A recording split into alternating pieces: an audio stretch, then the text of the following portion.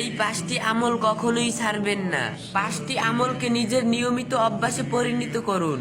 যে 5টি সহজ আমল আপনার জীবনে বিরাট পরিবর্তন আনতে পারে।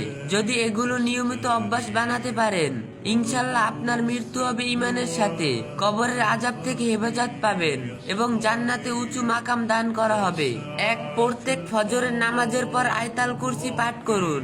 এই আমলটি কখনোই বাদ দিবেন না। ইনশাল্লাহ এটি আপনাকে সবসময় আল্লাহর বিশেষ হেফাজতের মধ্যে রাখবে। 2 প্রত্যেক দিন রাতে ঘুমানোর আগে সূরা মুলক পড়ুন।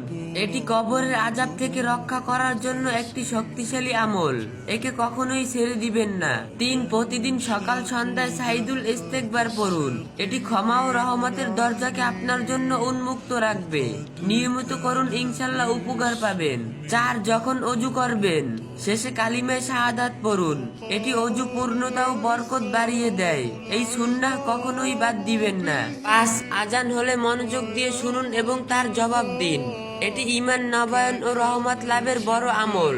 যত ব্যস্ত থাকুন, আজানের উত্তর দিন।